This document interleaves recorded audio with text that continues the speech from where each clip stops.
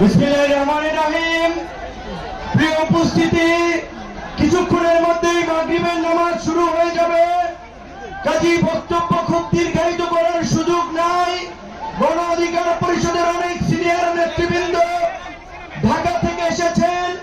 গতকালকে আমাদের দলে যোগদান করেছেন রিপাবলিকান পার্টির চেয়ারম্যান জনাব আবু হানিফ হৃদয়, রাজনৈতিক সংগঠক হাবিবুর রহমান রিজু ভাই, গণ অধিকার পরিষদের উচ্চতর পরিষদের সদস্য আব্দুল জাহের, শাকিল, যুব অধিকার পরিষদের সংগ্রামী নেতা মুমতাজুল, গণ অধিকার পরিষদের উচ্চতর পরিষদের সদস্য, আইনজীবী অধিকার পরিষদের সদস্য সচিব অ্যাডভোকেট নূর এরশাদ সিদ্দিকী, গণ অধিকার পরিষদ এবং অঙ্গ সংগঠনের অন্যান্য অনেক নেতৃবৃন্দ রয়েছেন যারা সময়ের সুযোগের কারণে বক্তব্য দেন নাই। কাজে আমি অল্প একটু কথা বলে আমি আজকের প্রোগ্রাম থেকে বিদায় নিতে চাই। প্রথমত আজকে শ্রমিক অধিকার পরিষদকে ধন্যবাদ জানাই।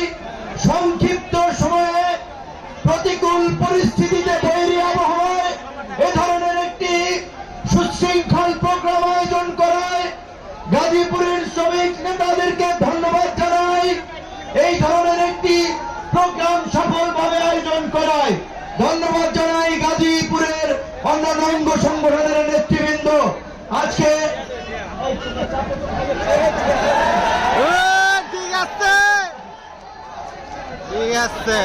বন্ধুগণ, আজকে সবচেয়ে একটি গুরুত্ব বিষয়, এই গাজীপুর শিল্প কারখানা অধ্যুষিত এলাকা, মানুষের রুটি রুজি আয়ের একটি জায়গা, কিন্তু আমরা দেখতে পাচ্ছি এই শ্রমিক অধ্যুষিত এলাকা গাজীপুর শহর আশুলিয়া বিভিন্ন জায়গা অস্থির হয়ে উঠছে। আমরা পরিষ্কার ভাবেই বলি, শ্রমজীবী মানুষের অধিকার আদায়ে গণ অধিকার পরিষদ লড়াই করেছে। শ্রমজীবী মানুষের অধিকার প্রতিষ্ঠিত না হওয়া পর্যন্ত গণ অধিকার পরিষদের এই লড়াই অব্যাহত থাকবে। ন্যূনতম মজুরি কিংবা জিনিসপত্রের দামের প্রতিবাদে গণ অধিকার পরিষদ, শ্রমিক অধিকার পরিষদ সবসময় রাজপথে ছিল। যখন ওই চট্টগ্রামের তাপ বিদ্যুৎ কেন্দ্রে শ্রমিকদেরকে গুলি করে পিটিয়ে মারা হয়, ন্যূনতম মজুরি বৃদ্ধির আন্দোলনে শ্রমিকদের উপরে লাঠিচার্জ করা হয়, বকেয়া বেতনের দাবিতে শ্রমিকদের আন্দোলনকে দমন করার জন্য লাঠিয়াল বাহিনী ব্যবহার করা হয়, আমরা তার পাশে দাঁড়িয়েছি। আগামীতেও শ্রমিকদের যে কোনো যৌক্তিক এবং ন্যায়সঙ্গত অধিকার আদায়ের আন্দোলন সংগ্রামে শ্রমিক অধিকার এবং আমরা অগ্রভাগে থাকব। শ্রমিক ভাই বোনদেরকে আমরা এই কথাটুকু বলতে পারি। একই সাথে এই যে 45 থেকে 50 লক্ষ মানুষের কর্মসংস্থানের জায়গা এই গার্মেন্টস সেক্টর, এই garments sector Vietnam, Bharat, Cambodia সহ যারা বাংলাদেশের প্রতিযোগী, বিশেষ করে আমাদের পতিত স্বৈরাচার এবং তার দোসররা এই রপ্তানিমুখী খাতকে ধ্বংস করার জন্য, বাংলাদেশের অর্থনীতিকে ধ্বংস করার জন্য আমরা গোয়েন্দা সংস্থার মাধ্যমে খবর পেয়েছি হাজার হাজার কোটি টাকা ইনভেস্ট করেছে। কাজেই আমার শ্রমিক ভাই বন্ধুদের প্রতি অনুরোধ থাকবে, কারো উস্কানিতে পা দিয়ে মিল কারখানায় কোন ধরনের বিশৃঙ্খলা করবেন না। কোন ধরনের আন্দোলন করে শিল্প কারখানা বন্ধ করবেন না। আপনাদের যদি কোনো দাবি থাকে, আপনাদের যদি কোনো অন্যায্য অবিচার অন্যায়ের বিষয় থাকে, আজকে দেশের পুরো দেশের জনগণকে সাক্ষী রেখে কথা বলছি, গণ অধিকার পরিষদের কেন্দ্রীয় স্থায়ী কার্যালয় আলরাজি কমপ্লেক্সের 3 তলায় যাবেন। আপনাদের প্রত্যেকটি দাবি আদায়ে আমরা রাজপথেও থাকবো, রাজপথেও থাকবো, আলোচনার মাধ্যমে সমাধানও করব। কিন্তু বন্ধুগণ, আপনাদেরকে ভুলে গেলে চলবে না, এই সবেমাত্র 2 মাস হয়েছে ছাত্র জনতা গণ অভ্যুত্থান করে একটা ফাঁসির শাসনের পদত্যাগ ঘটিয়েছে, একটা ফাঁসিবাদী শাসনের অবসান ঘটিয়েছে। এই ফাঁসিবাদী শাসকরা গত 1.5 দশকে অন্তত কয়েক হাজার পরিবারকে হাজার কোটি টাকার মালিক বানিয়েছে, কয়েক লক্ষ পরিবারকে শত শত কোটি টাকার মালিক বানিয়েছে। কাজে এরা এই সরকার যেন সুন্দরভাবে দেশ চালাতে না পারে, বাংলাদেশ যেন একটি ব্যর্থ এবং কার্যকর রাষ্ট্রে পরিণত করে, তাই তারা নানামুখী চক্রান্ত করছে। তাই তাদের চক্রান্ত সম্পর্কে সজাগ এবং সতর্ক থেকে দেশকে স্থিতিশীল রাখতে হবে। দেশের অর্থনীতির চাকাকে সচল করার জন্য গার্মেন্টস সহ সকল সেক্টরকে স্থিতিশীল রাখতে হবে। আমরা পরিষ্কারভাবেই বলছি, গার্মেন্টস সহ শ্রমিকদের যে ন্যূনতম মজুরির দাবি 20,000 টাকা অত্যন্ত যৌক্তিক দাবি। গার্মেন্টস সহ অন্যান্য প্রতিষ্ঠানের শ্রমজীবী মানুষরা ওভারটাইমের জন্য যে বেতনের দাবি করছে যৌক্তিক দাবি। এক্সট্রা ডিউটি করালে মানসম্মত নাস্তা দেওয়া যৌক্তিক দাবি। আগামীতে আমরা মেধার ভিত্তিতে বাংলাদেশ গড়ে তুলতে চাই। পরিকল্পিতভাবে রাষ্ট্র গঠনে আমাদেরকে কাজ করতে হবে, পরিকল্পনা নিতে হবে। আমরা মনে করি গর্ভবতী মায়েদের গর্ভবতী হওয়া থেকে শুরু করে তার মানসম্মত খাবার, সুষম খাদ্যের জন্য রাষ্ট্রকে একটা ভর্তুকি দেওয়া উচিত, যাতে মেধাবী একটা নতুন শিশুর দুনিয়াতে আগমন ঘটে। মেধাবী শিশু তৈরি হলেই আগামীর সুন্দর ভবিষ্যৎ গড়ে উঠবে। এই যে আমাদের শ্রমজীবী মানুষ চিকিৎসা পায় না, ঢাকা মেডিকেলের বারান্দায় ঘুরতে ঘুরতে জুতা স্যান্ডেল ক্ষয়, পিজিতে একটা সিট পাওয়া যায় না, বেসরকারি হসপিটালে সবাই চিকিৎসা নিতে পারে না।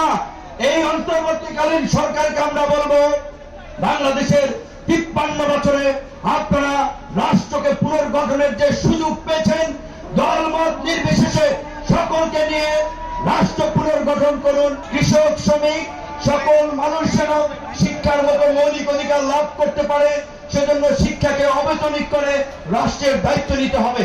আজকে আমরা দেখতে পাচ্ছি পতিত স্বৈরাচারের দোসররা গত নির্বাচনগুলোতে কিভাবে বিতর্কিত করে কেন্দ্র দখল করে জনপ্রতিনিধি হয়েছে। এই সরকার ক্ষমতা গ্রহণের পরপরই স্থানীয় নির্বাচনের সিটি কর্পোরেশন, ইউনিয়ন পরিষদ বাতিল করে নাই, করবে, পৌরসভা করেছে। আমরা সরকারের প্রতি দাবি জানাবো, এক প্রজ্ঞাপনে বিগত ফাঁসিবাদের আমলে অনুষ্ঠিত হওয়া সকল স্থানীয় নির্বাচন বাতিল করে দ্রুত সময়ের মধ্যে বিভিন্ন জায়গায় সিটি কর্পোরেশন, পৌরসভা, উপজেলায় নতুন নির্বাচন অনুষ্ঠানের উদ্যোগ গ্রহণ করা। এবং আপনারা সেই স্থানীয় নির্বাচনের জন্য এখন থেকেই প্রস্তুতি গ্রহণ করুন। মানুষ এখন পরিবর্তন চায়, নতুন নেতৃত্ব চায়, নতুন রাজনীতি চায়। পুরানো জঞ্জালের মধ্যে মানুষ আর ঢুকতে চায় না। এই আন্দোলন কোন রাজনৈতিক দলের নেতৃত্ব হয় নাই, কোন রাজনৈতিক দলের ডাকে হয় নাই। দেশের আপামর জনসাধারণ, দেশটা কারো বাপের নাকি, এই দেশটা কারো বাপের না, এই স্লোগান দিয়ে জনতার রাষ্ট্র প্রতিষ্ঠা করার জন্য, জনতার অধিকার প্রতিষ্ঠা করার জন্যই এই ফাঁসিবাদের পতন ঘটিয়েছে। কাজেই এক দখলদার স্বৈরাচার ভোট ডাকাতকে হটিয়ে বাংলাদেশে যেন আর কোন নতুন দখলদার ভোট ডাকাত স্বৈরাচার যেন তৈরি না হয়, সেই জন্য আমাদের নতুন রাজনৈতিক বন্দোবস্ত প্রয়োজন। গণ অধিকার পরিষদ গত এই 6-7 বছর এই ফাঁসিবাদের আমলেও আপসীন ভাবে লড়াই সংগ্রাম করে ত্যাগ তিতিক্ষার মাধ্যমে মানুষের সামনে যে আপসীন ভাবমূর্তি তৈরি করেছে, আমার বিশ্বাস জনগণ এখন এই নতুনকে আলিঙ্গন করার জন্য প্রস্তুত হয়ে আছে। আপনাদেরকেও সেইভাবে প্রস্তুত হতে হবে। আমরা শুনতে পাচ্ছি গাজীপুরের শ্রমিক অসন্তোষের পেছনে একদিকে যেমন পতিত স্বৈরাচার এবং বিদেশিদের একটা তৎপরতা আছে, একই সাথে জুট ব্যবসা কেন্দ্রিক একটা আধিপত্য আছে। এই জুট ব্যবসা কারা করছে? মালিকদেরকে বলবো, মিল ফ্যাক্টরি চালাতে হলে কোন সন্ত্রাসীদের সাথে আপোষ করে যদি মিল ফ্যাক্টরি চালান, তাহলে আপনার কারখানায় সমস্যা তৈরি হবেই। কোন কাউকে পরোয়া করার দরকার নাই। এইটা কোন রাজনৈতিক দলের সরকার না, রাজনৈতিক দলের উৎপাত সহ্য করা হবে না। এইখানে সকলের সমান অধিকার থাকবে, মিলেমিশে রাষ্ট্র গঠন করবে, সমাজ পরিচালনা করবে।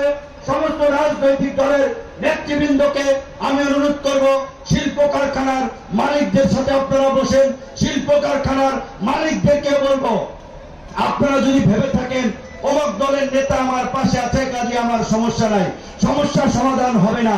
সমস্ত স্টেক হোল্ডারদেরকে নিয়ে আলোচনা করুন কিভাবে এই সংকটের উত্তরণ করা যায়, কিভাবে উত্তেজনা থামানো যায়। এবং সাংবাদিক ভাই বোনদেরকে আমি একটা আহ্বান জানাবো, এই যে আমরা নতুন বাংলাদেশ বিনির্মাণ করতে চাই, চাঁদাবাজি, আধিপত্য, সন্ত্রাসী কার্যক্রম যদি চলতেই থাকে, নতুন বাংলাদেশটা কোথায়? কাজেই এই ঝুট ব্যবসা নিয়ে যারা বিভিন্ন জায়গায় উস্কানি দিচ্ছে, বিশৃঙ্খলা তৈরি করছে, সংঘর্ষ বাজাচ্ছে, তাদের বিরুদ্ধে আপনারা রিপোর্ট প্রকাশ করুন। এই আন্দোলনে ছাত্রদের বড় একটা ভূমিকা ছিল, আপনারা দেখেছেন। কাজী সারা বাংলাদেশের এই নতুন প্রজন্মের ছাত্ররা, আমাদের বিশ্বাস আগামীর নতুন নেতৃত্বের মাধ্যমে নতুন বাংলাদেশ গড়ে তুলবে। নেতৃত্ব তৈরির জায়গা সকল বিশ্ববিদ্যালয় কলেজের ছাত্র সংসদ। তাই অনতিবিলম্বে ডাকসু সহ সকল ছাত্র সংসদ নির্বাচনের আমরা দাবি জানাচ্ছি। প্রত্যেকটি কল কারখানায় শ্রমিকদের সমাবেশ সংগঠন করার অধিকার থাকতে হবে। অকারণে কোন শ্রমিককে ছাঁটাই করা, বেতন বৈষম্য মানা হবে না। গত 15 বছরে আপনারা জানেন প্রায় 18 লক্ষ কোটি টাকা পাচার করেছে। এই 18 লক্ষ কোটি টাকা কারা পাচার করেছে? গার্মেন্টসের শ্রমিকরা পাচার করেছে, গণ অধিকার পরিষদের নেতারা পাচার করেছে। পাচার করেছে ওই ফাঁসিবাদের দোসর ব্যবসায়ী, আমলা, মাফিয়ারা। কাজেই শ্রমিকরা দেশের টাকা দেশে রাখে, দেশে সম্পদ করে, মালিকরা আকাশচুম্বী লাভ করবে, শ্রমিকরা না খেয়ে মরবে। তা হবে না, তা হবে না। কাজেই লাভের একটা সীমা থাকতে হবে, সীমাহীন লাভ করা যাবে না। প্রত্যেকটি কল কারখানায় বাৎসরিক লভ্যাংশের একটা ন্যূনতম অংশ শ্রমিকদের মাঝে বিতরণ করতে হবে। শ্রমিক অধিকার পরিষদ সেই লক্ষ্যে কাজ করবে। শিল্প কারখানার মালিকদের সাথে বসে শ্রমিকদের অধিকার আদায়, শ্রমিক আন্দোলনকে যৌক্তিকভাবে সমাধান করার জন্য কাজ করবে। আমাদের কথা একটাই, আমরা দেশকে স্থিতিশীল দেখতে চাই। দেশ এগিয়ে যাবে, রাষ্ট্র সংস্কারের মধ্যে দিয়ে আগামীতে একটা অবাধ, সুষ্ঠু, নিরপেক্ষ নির্বাচন হবে। ততদিন পর্যন্ত গণ অধিকার পরিষদ অঙ্গ সংগঠনের নেতা কর্মীরা নিজেদেরকে তৈরি করবে বিকল্প রাজনৈতিক শক্তি হিসেবে। আগামী নির্বাচনে গণ অধিকার পরিষদ এককভাবে নির্বাচনে অংশগ্রহণ করবে ইনশাআল্লাহ। সবাই ভালো থাকবেন।